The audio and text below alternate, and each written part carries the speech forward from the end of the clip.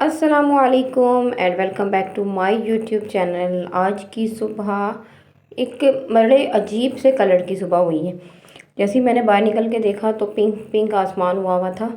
और अल्लाह ताला की कुदरत है माशाल्लाह कि कितने रंग हैं जो एक ही आसमान को अल्लाह ताला दे देता है। आज बच्चों ने स्कूल जाना था तो आज मैं सुबह जल्दी उठी हूँ। 6 बजे का टाइम था यहाँ पर।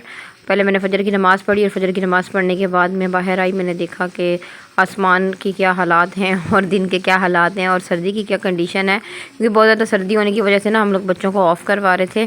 सुबह का टाइम होता है ना, आप बच्चों से पहले उठ जाए तो वो आपका होता है जी मी टाइम। उसमें आप जो मर्ज़ी करें, आराम सुकून से एक अच्छे से प्रॉपर दिन का आगाज़ करें, नमाज़ पढ़ें, कुरान पढ़ें। तो मैं सुबह जल्दी उठ गई थी और इसलिए पहले मैंने कहा कि जब तक बच्चे सो रहे हैं मैं इनका लंच बॉक्स रेडी कर लूँ। रुबाब के लिए मैंने यहाँ पे गुआवा काटा है और जो मैं एप्पल कटर लेकर आई थी मैंने उसी की मदद से काटा है। और ये बड़ा ही ना एक ज़बरदस्त किस्म का गैजेट है ज़िंदगी आसान करने के लिए। सुबह स्पेशली लंच के टाइम पे फ्रूट कट करना, बच्चों को तैयार करना, उनका लंच बॉक्स बनाना, एक हसल बसल मची होती है तो ये उसको जो है ना सॉल्व करने में बड़ा आसान होता है। तो रुबाब तो माशाल्लाह खा लेती है सब अच्छा, जो है हेल्दी खाना खा लेती है, पर आयज़ा जो है ना उसको बहुत ही चूज़ी है वो खाने के मामले में। तो रुबाब के लंच बॉक्स में वेरिएशंस होते रहते हैं, वो फ्रूट भी ले जाती है और कुछ भी होममेड भी ले जाती है।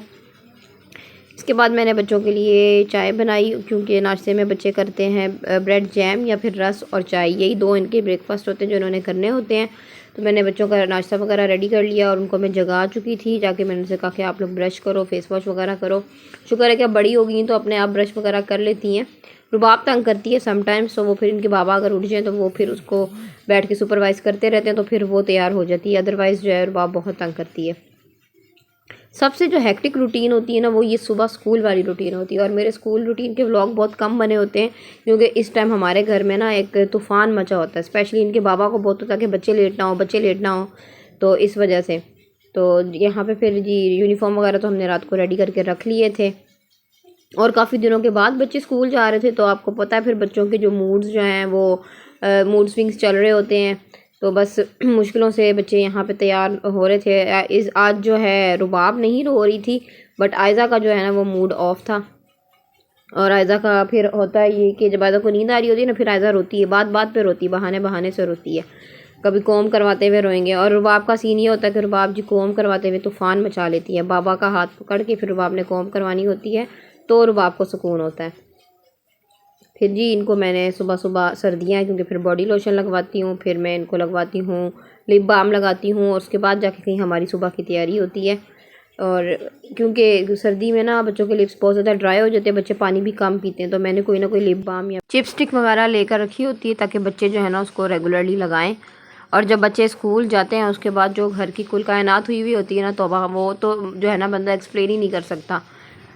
तो जी बच्चों ने आजकल बाबा के साथ जाना स्टार्ट कर दिया। पहले लोग ऑटो में जाते थे, लेकिन ना आयज़ा बहुत रोती थी कि मैंने बाबा के साथ ही जाना, तो फिर ऑटो हटवा के तो इनके बाबा अब इनको खुद छोड़ने जाते हैं। इन तीनों को डिपोर्ट किया और नेक्स्ट मेरा जो टारगेट है वो है हॉस्पिटल जाने से पहले पहले समेटा समेटी करनी है। जो कुछ फैला के ये लोग जा रही हैं ना उसको सब टिकाने लगाना है। गर्मियों में तो फिर थोड़े से कपड़े होते हैं, सर्दियों में ढेर सारे कपड़े होते हैं, कहीं जैकेट्स पड़ी होती हैं, कहीं कोट्स पड़े होते हैं और पता नहीं क्या क्या पड़ा होता है। और इस वक्त जो है मैंने कहा कि मैं पहुँचूँ ऊपर इससे पहले कि खाला और इरम आ जाएँ, क्योंकि मैंने आज नेल क्लिपिंग के लिए भी जाना है। तो मैंने कहा जल्दी जल्दी मैं सफाई कर लूँ, क्योंकि अभी मैंने नाश्ता भी करना था। बट पहले मैंने कहा कि ये सब उठा लूँ, क्योंकि जब मैं वापस आऊँगी ना तो जो मज़ीद अंदर का सामान है ना वो भी बाहर आया हुआ होता है। जैसे कि आपने लास्ट व्लॉग में भी देखा था कि जब घर वापस आओ तो बच्चों ने जो है हुलिया बिगाड़ा होता है। तो इतनी देर में दरवाजे पे बेल बजी और ये लोग पहुँच गई थी। इनको रिसीव किया है और इनको मैंने कहा कि आप लोग पहुँचो जी ऊपर, फिर देखते हैं नेक्स्ट अब हमने क्या करना है। ये अल्लाह का शुक्र है कि मेरा कमरा सारा साफ़ हो गया था। इतनी मैंने स्पीड लगाई थी, लिटरली तो वीडियो भगाई हुई थी ना, और सच में भी मैंने इतनी ही स्पीड में सफाई की है कि तकरीबन 15 मिनट होंगे जिसमें मैंने सारा कुछ फटाफट फटाफट उठा लिया। और उसके बाद जी मैंने अबाया वगैरह पहना, अपनी तैयारी की जाने की, अपनी वही जो मेरी स्किन केयर रूटीन है वो तो लाजमन होनी चाहिए ना, और कुछ हो ना हो। और माशाल्लाह माशाल्लाह माशाल्लाह स्किन में मेरे इतना फ़र्क पड़ा है ना कि मेरी अपनी नज़र ना लग जाए, अच्छा खासा मेरे स्किन में फ़र्क पड़ा। मैं ना पूरी फैमिली में बड़ी फेमस हूँ कि मैंने कहीं भी जाना हो तो मैं लेट हो जाती हूँ। तो अब मेरी कोशिश ये होती कि मैं अपनी अपनी सारी चीज़ें ना टिकाने पे रखूँ और फटाफट निकलने की तैयारी करूँ। तो पहले मैंने अपना अबाया, अपना कोट रेडी किया, उसके बाद मैंने अपने जूते जो हैं वो चमका लिए वाइप्स की मदद से। वाइप्स जो है ना वो हर जगह यूज़ होते हैं। आपके अगर छोटे बच्चे नहीं है ना और आपको वाइप्स की खूबियों का नहीं पता, तो मैं आपको बताती हूँ कि एक पैकेट वाइप्स का लेके रखें। जूते साफ़ करने हो, कुछ गिर जाए उसको साफ़ करना हो, कोई अलमारी साफ़ करनी हो, बड़े ये काम आते हैं। तो सारी तैयारी करने के बाद चाय बनी हुई थी, उसको हमने किया गर्म और उसके साथ मैंने नाश्ते में ब्रेड जैम ही खा लिया क्योंकि देर हो रही थी। तो आज मैंने पराठे को स्किप किया क्योंकि पराठे वाला नाश्ता लंबा हो जाता है और खाला कह रही थी कि मैं अपना नाश्ता बाद में आराम से बना लूँगी। तो यहाँ जी मैंने अपना बाया पहना है, कोट पहना है और गेट सेट गो होके चले गई। अच्छा, जब मैं ये कोट पहन के हॉस्पिटल जाती हूँ ना, तो जो लेडीज़ पुलिस हैं उन लोगों ने विंटर में शायद स्काई टाइप के कोट पहने होते हैं या क्या चक्कर है। तो जिस मैं वार्ड के आगे से गुजरती हूँ ना, अगर स्टाफ वगैरह बैठा होता है तो वो सारी अटेंटिव हो जाती हैं। तो वो एक गार्ड कहते हैं कि बाजी आपने ये कोट पहना हुआ ना, तो इससे सारे समझते हैं कि शायद आप वहाँ उधर से आई हैं, चेकिंग वगैरह करने के लिए आई हैं, तो इसलिए लोग। अच्छा, मैं जहाँ से गुजरती थी ना तो हर कोई हमारी तरफ देखता रहता था। मैं कहा पता नहीं क्या चक्कर है, ऐसे क्यों देख रहे हैं। तो उनको यही लग रहा था कि शायद कोई हॉस्पिटल में चेकिंग वेकिंग करने के लिए आ गए हैं। तो चलो इस कोट की मदद से थोड़ी सी इज़्ज़त तो मिली सिविल हॉस्पिटल में हमें। तो आज मैंने नेल क्लिपिंग के लिए जाना था, तो फिर मैं ऊपर वाले फ्लोर पे आई थी आउटडोर बिल्डिंग के। यहाँ पे हमेशा ये गार्ड वाले अंकल जो है ना ये खड़े होते हैं। यहाँ पे आई डिपार्टमेंट वाले भी बैठते हैं क्योंकि एक दफ़ा मेरी सिस्टर की रात में ना इमरजेंसी में आँख ख़राब हो गई थी, तो तब भी मैं यहाँ आई थी। तो ये हमेशा आने से पहले पूछते हैं कि कहाँ जा रहे हैं, क्यों जा रहे हैं। तो इन्होंने हमें फिर कहा कि जी आप जाएँ। यहाँ पे डॉक्टर जो बैठती हैं ना वो भी डर्माटोलॉजिस्ट हैं। मे बी ये सीनियर डॉक्टर है, जो नीचे बैठते हैं वो जूनियर है। जो भी सीन है पहले वो चेक करते हैं, फिर वो इनके पास आगे भेज देते हैं। तो इन्होंने मुझे यहाँ भेजा था और रात को मैंने ना गूगल करके चेक कर लिया था कि नेल क्लिपिंग में क्या क्या होता है, कैसे कैसे होता है, क्योंकि मुझे खाला ने डरा दिया था। उन्होंने कहा था कि वो नेल क्लिपिंग में नेल ही उतार लेते हैं। तो यहाँ जी मैं नेल क्लिपिंग करवाने आ तो गई थी, पर मुझे बड़ा डर लग रहा था। और आप मेरे अंगूठे की खस्ता हाली देखें, क्योंकि ज़ाहिर है बार बार मेरा पानी में भी हाथ जा रहा है। बैंडेज भी लगाई हुई थी मैंने, उसके बावजूद भी ना ये और ज़्यादा गलता जा रहा है और ख़राब होता जा रहा है। और नेल क्लिपिंग के बाद जो सीन हुआ है ना, वो सीन तौबा तौबा, मैं आपको बताऊंगी कि हुआ क्या था। तो फ़िलहाल आप ये देखें नेल क्लिपिंग में करते क्या है कि इन्होंने माइक्रोस्कोप में देखना होता है कि फंगल किस चीज़ की वजह से हुआ है। तो उसके लिए उन्होंने क्या किया कि वो जो पोर्शन था ना ख़राब हुआ उसको यहाँ से वो निकाल कर तो उस पर स्लाइड पर डाल रहे हैं माइक्रोस्कोप की, और उसके बाद उसको माइक्रोस्कोप में देखेंगे। तो इन अल्लाह के बंदे, मुझे इतना गुस्सा चढ़ रहा था इन पर कि अगर आपने मतलब उसको निकालना है या उसमें से कुछ भी करना है, तो आप कोई अपना वो कोई औजार या कोई और चीज़ लो। उसी स्लाइड के कोने से ना लगे हुए उसको निकालने के लिए, जिससे अच्छी खासी मुझे दर्द भी हो रही थी।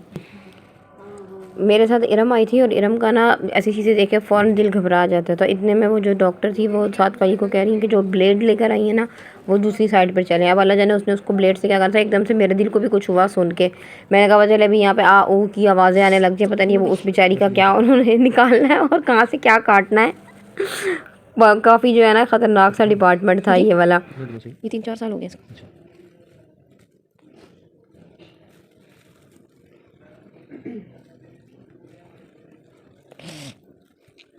नेल क्लिपिंग का ये प्रोसेस तो हो गया, लेकिन मेरे साथ जो लड़की आई थी मेरी नंद इरम, उसका ये सब कुछ देख के ना बीपी लो हो गया और एकदम से ना ये वाइट येलो सी होने लग गई। अभी मैं से पूछ रही थी, कह रही चक्कर आ रहे हैं मुझे ना, बाहर चलो। तो डॉक्टर जो दूसरी का वो कह रही थी प्रोसेस करने के लिए, वो उनका प्रोसेस करना स्टार्ट होगी। तो मैंने कहा 2 मिनट रुक जाओ, और इतनी देर में ये बेहोश होकर ज़मीन पे गिर गई। उसके बाद जो वहाँ एक लड़की बैठी, उसको मैं आवाज़ें दे रही हूँ कि आके उठाओ उठाओ, वो बैठ के हंसे जा रही बेवकूफ़ सी। इतने में वो डॉक्टर खुद आ गई, फिर उन्होंने पकड़ा और उठा के चेयर पे बिठाया, बीपी चेक किया। तो उन्होंने कहा कि बीपी बहुत ही ज़्यादा लो हो गया था, इस वजह से इस तरह इसको चक्कर आए। दफ़ा पहले भी मेरे साथ गई थी, तब मुझे ड्रिप लगनी थी, तब भी इसने ऐसे किया था, ये बेहोश हो गई थी। और यहाँ पे फिर ये बेहोश हो गई थी, फिर यहाँ पे जिस स्ट्रेचर पर लेटी, फिर इसने रेस्ट किया। फिर मैं भागी गई इसके लिए पानी लेकर आई। शुक्र कि इस फ्लोर पर पानी का कूलर था बाई चांस, और वहाँ पर एक बॉटल भी पड़ी थी। फिर मैं उसको वॉश वॉश किया और फटाफट में लेकर आई। नहीं फॉर्म में आ गई थोड़ी सी।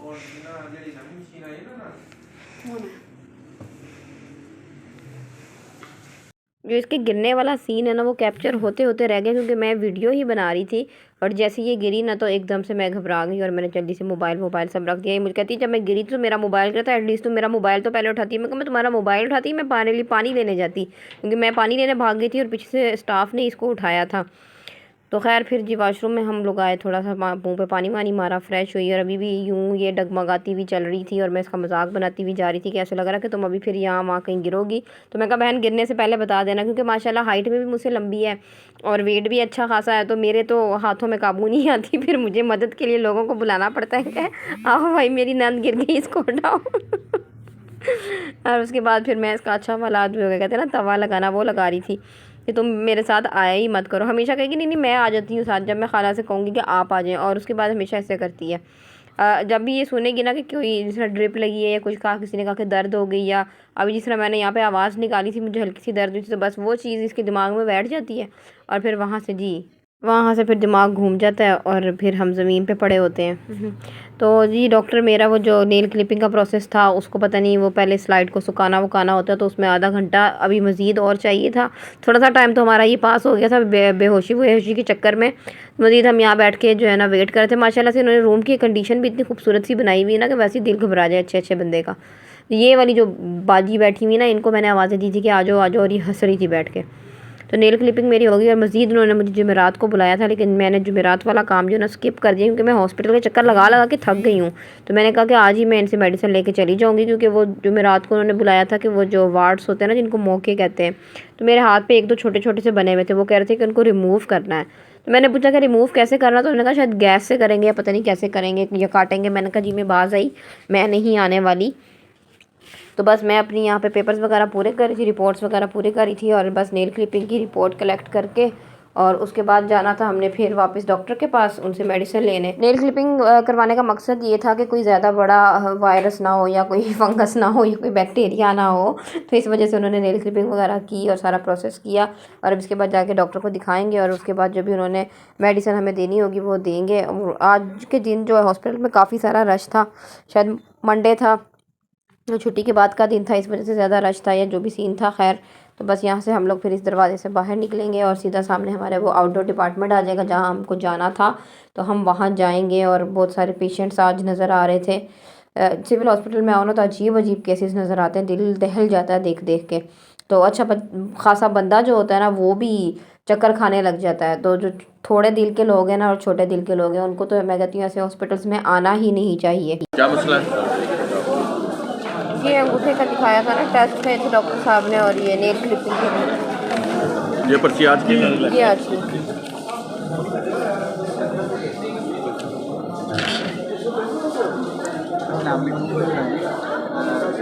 कल चेक हो गए, हमको करवा दिया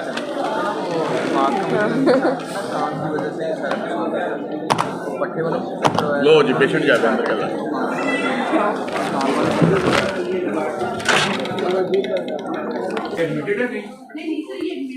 हाँ जी ये इस खराब था, इसकी लगाया क्या था? कुछ भी नहीं लगाया। नेल क्लिपिंग गई थी डॉक्टर साहब ने, दूसरे डॉक्टर थे ना, उन्होंने चेक किया था।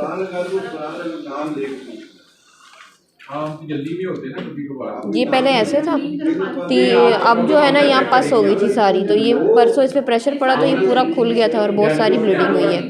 अभी 3-4 दिन हो गए इसको भी। ये क्रीम है, सुबह शाम नाखून में लगानी है। ठीक है। अब तो ये कट गया है ना, अंदर लगानी है, ऊपर नाखून के लगाएंगे कोई फर्क नहीं पड़ेगा, जिन के अंदर नीचे, ठीक है।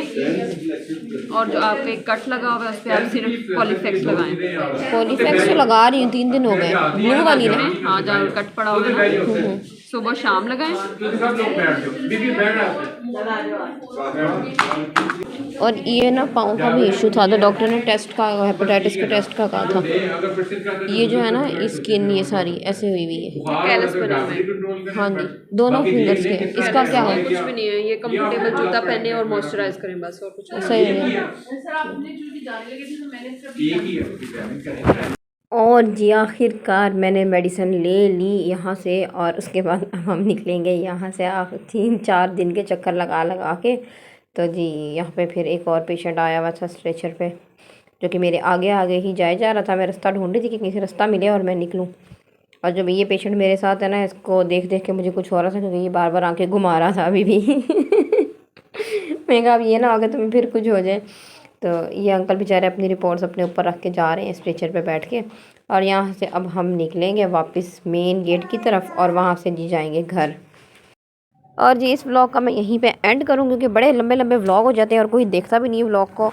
तो चैनल को सब्सक्राइब कर दें, वीडियो को लाइक करें, शेयर करें और कमेंट करके बताया करें कि मैं वीडियो में क्या बनाऊं और क्या ना बनाऊं। एक मेरे बहुत अच्छे से सब्सक्राइबर हैं जो मुझे बाकायदगी से कमेंट करते हैं, और जो माशाल्लाह मक्का भी गए थे और उन्होंने वहाँ पे मुझे कमेंट किया कि वो मेरे चैनल के लिए दुआ करेंगे। तो thanks to them, thanks allot.